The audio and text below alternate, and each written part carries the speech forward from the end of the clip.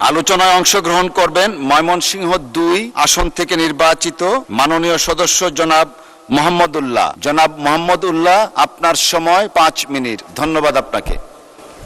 আসসালামু আলাইকুম ওয়া রাহমাতুল্লাহি ওয়া বারাকাতুহু। মাননীয় স্পিকার, আপনাকে অসংখ্য ধন্যবাদ। হাদিসে একটি বাক্য আছে, তুমি যদি কাউকে ভালোবাসো তাকে জানিয়ে দাও। স্পিকার, এই সংসদ সদস্যদের সামনে আমি আপনাকে অনেক ভালোবাসি, এটি জানিয়ে দিলাম। মাননীয় স্পিকার, অসংখ্য ধন্যবাদ। আমাদের শিক্ষামন্ত্রী আহসানুল হক মিলন সাহেব ময়মনসিংহে একটা প্রোগ্রামে গিয়েছিলেন। উনি অসংখ্য মানুষের সামনে ওনার আসনে আমাকে বসিয়ে আমাকে মাননীয় শিক্ষামন্ত্রী বলে সম্বোধন করে আমাকে সম্মানিত করেছিলেন। আপনার মাধ্যমে তাকেও আমি ধন্যবাদ জানাই। মাননীয় স্পিকার, আমার দল বাংলাদেশ খেলাফত মজলিস এর আমির আল্লামা মামুনুল হক সাহেব জোর করে আমাকে ইলেকশনে নামিয়েছিলেন, যে কারণে জনগণ আমাকে ভোট দিয়ে সংসদে পাঠিয়েছেন। আল্লামা মামুনুল হক সাহেবকে আমি ধন্যবাদ জানাই।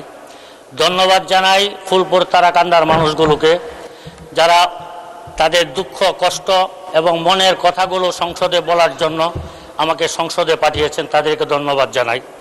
মাননীয় স্পিকার, এই বঙ্গর অর্থনীতিতে আমাদের অর্থমন্ত্রী হৃষ্টপুষ্ট এবং হ্যান্ডসাম একটা বাজেট ঘোষণা করেছেন।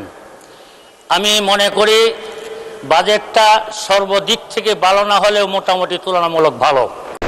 এরপরে এখানে আরেকটা এরকম বাজেট এই সংসদে অসংখ্য হয়েছে, বাজেটটা বাস্তবায়ন আমাদের স্থানীয়ভাবে বাস্তবায়ন হয় না।